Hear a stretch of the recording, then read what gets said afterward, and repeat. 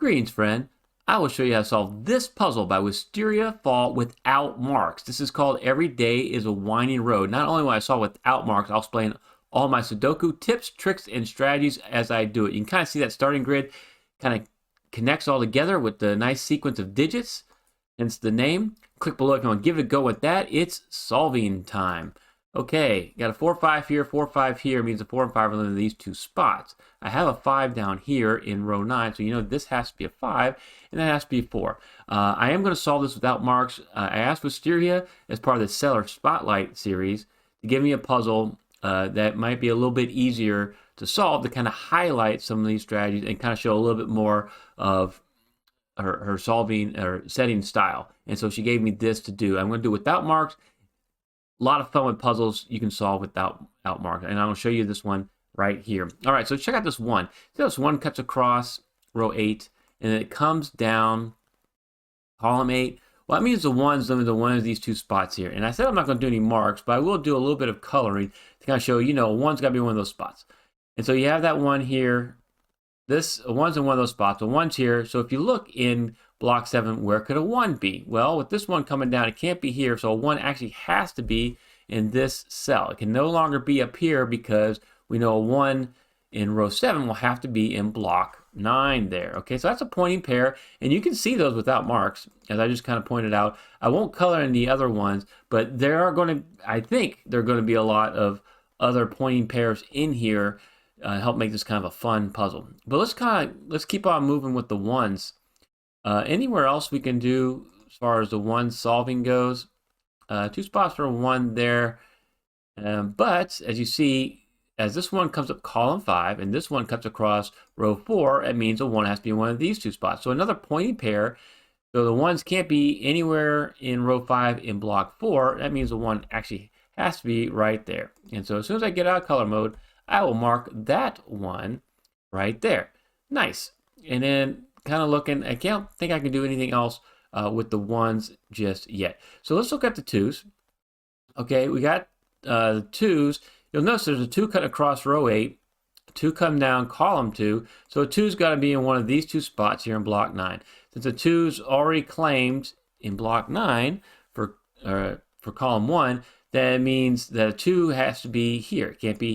It can't be there because of this 2 right here. So this actually has to be a 2. So we can solve that for a 2, and this 2 and this 2 means there's only one place left for a 2 in block 5. So we can solve that for a 2. And now these 2 2's, you kind of want to crosshatch. I'm going to look up column 6, look up column 5, look across row 2. There's only one spot left for a 2 up here in block 2. And now with these 2 2's and this 2 coming up, boom, I'm going to be able to solve for a 2 right here in block 3. And if you come on down, you know, this crosshatching, this is classic crosshatching.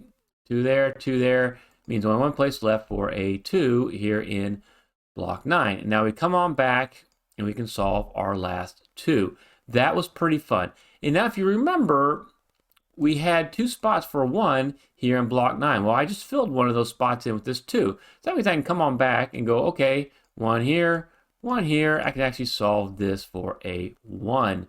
And now with this one and this one, and the one cutting across row 1, we can solve for the 1 right there. This is pretty fun. We're working with all the low digits right now. I love how Wisteria did it. A lot of people will do the sequential. They'll start with the 1s and the 2s. So you're getting kind of rewarded if you do that kind of solving to start with.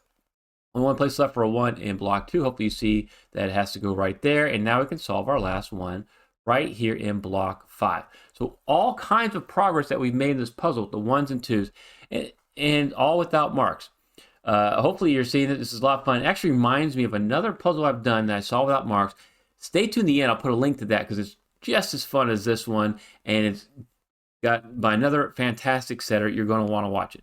But stay tuned here because we're not done yet. We still have to use some tricks and techniques, I think, to be able to get through the rest of this. So one thing I'm looking, you know, let's just look at the 3's. Here this 3 cuts up column 7. So that means where can a 3 be here in block 3? Well, it can't be here. It can be in one of these spots. So now you have 2 3's right there. You know, those are locked candidates in the fact that they're locked into a row and a block. So they're in block 3, but they're also in row 1. And so pointing pairs, claiming pairs are locked candidates. This is another pointing pair. All right, and it's pointing back because the 3 is limited to these 2 spots in the block. So that means that the 3 can't be here. And now you got this 3 cutting across row 3, this 3 cutting up column 6. That means the only place left for 3 in block 2 has to be right there. And now with this 3 and this 3, we always want to go right to that cross hatching. Know that 3 can't be there, so the 3 can be here. And then with this 3 coming down, we can actually solve for the 3 right there in block 7 because this 3 cuts across. Hopefully you're seeing how all that works. And this is so much fun. We're getting so much done here. And so now I kind of want to look, and I don't really see much with the 4s. I'm doing a quick scan of the 4s or the 5s right this second. Oh, I do see one thing with the 5. 5 and a 5. Only one place left for a 5. We can actually solve that for a 5 right there. Nice. Okay, and then, but see, the 6s. I'm not seeing 7s. Not really seeing much. But the 8s, I do see something with the 8s, and I'll kind of show you what it is. Look at this 8 right here. It's coming down column 8. That means an 8's got to be in one of these 2 spots in block 9. So it's another pointing pair of 8s. It means an 8 can't be in this spot here. If you look right here, we have a naked triple, right? There's only 3 places that we can fill in block 8. So that makes it a naked triple, and it has to be a 6, 7, or 8. Well, I see a 6, 7, and 8 here, but if you remember, with this pointing pair of 8 here and the 7 here, we can actually solve this cell for a 6. And then we know that with the 8 down here, we can solve that cell for an 8 and solve that for a 7. Kind of cool. And you want to look for these places where you can solve 3 cells at one time. And we were able to do that. Another thing, if you look across this row, 8 and a 9 is what's remaining, right? But I got a 9 right here, so I know I can solve the 8 in row 8 right there and solve the 9 right there. And then you want to look down here and go, oh, okay, I have only one cell missing, right? And I haven't solved it yet. What's that digit? Well, you can look and go 1, 2, 3, 4, 5, 7, 8, 9. Okay, must be a 6. Or you can go 6, 6. That must be a 6 because there's no 6 down there. Awesome. That's called a full house. That was a full house with the row, and now we have a full house here in the block. And so this would be a 7. And you're like going, hey, Timberlake, what are you talking about with these full houses and cutting across? What does all that mean? I have a great tutorial that you want to check out. I call it all my single cell solving methods, and it'll break down how the hidden singles, naked singles work, where to look in houses, which is a row, column, or block, to get the quickest solving. Because you want to solve accurately and quickly, right, to get through these puzzles. And so I'm trying to show you the methods I use that help make that happen. Okay, now we're moving from here. Let's kind of focus back here in the middle. You can probably see another full house, right? So we're missing a 7 there. And then I see a 6 here in column 4, a 6 in column 6. So where can a 6 be in block 5 and column 5? It's got to be right there. So we can mark that for a 6. And let's just kind of follow these 7s now. 7 and a 7 means this has to be a 7 right here. These 2 7s and this 7 coming up column 2 means only one place left for a 7 in block 1. And we're doing all this solving without any marks. Okay, there's only one place left for a 7 here in block 4. We can do that. And then you'll notice if you have 4 7s leading into a block, and see these are the 4 7s, you can solve with certainty in that block, because that's the maximum amount you can have going into a block. All right, so we just knocked out all of the 7s. And solving without marks is great, and it's a lot of fun, and there's certain puzzles, that you can do it. This puzzle is one you can solve without marks.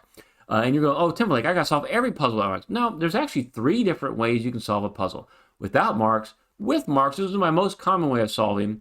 And there's also the modern software approach where you start with all the candidates filled out in the blank cells here.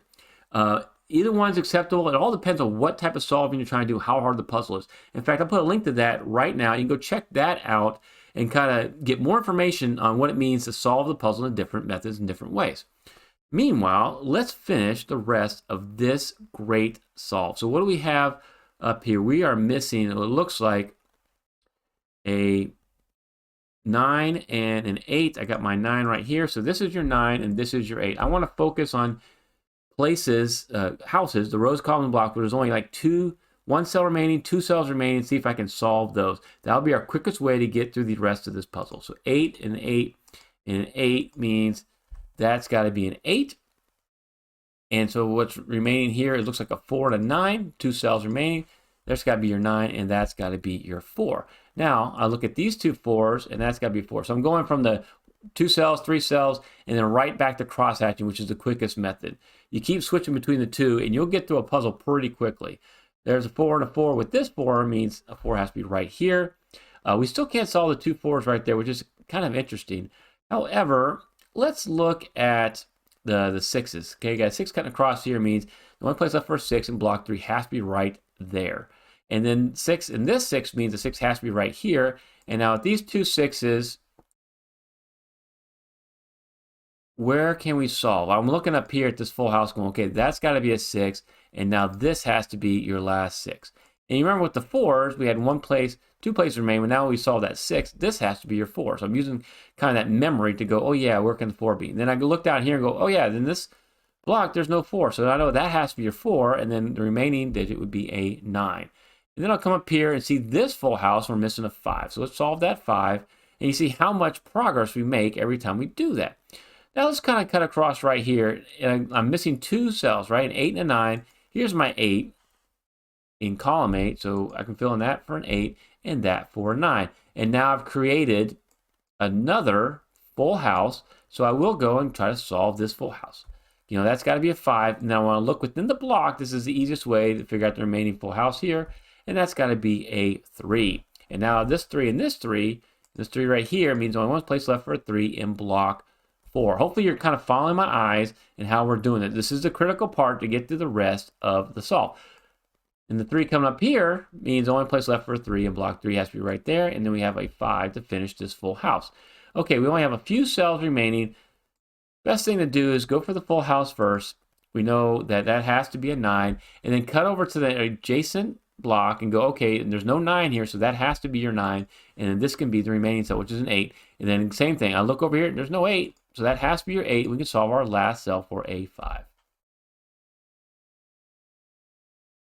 Check out this other solve that I did without marks. You're going to love it. I'll use some different strategies beyond what I just showed you. Don't forget to buy me a coffee link below. I appreciate your support. If you want to support Smart Hobbies, thank you so much, Wisteria. I'm enjoying featuring you throughout the month of December, my Seller Spotlight series. This was a fun puzzle, and thank you so much for watching.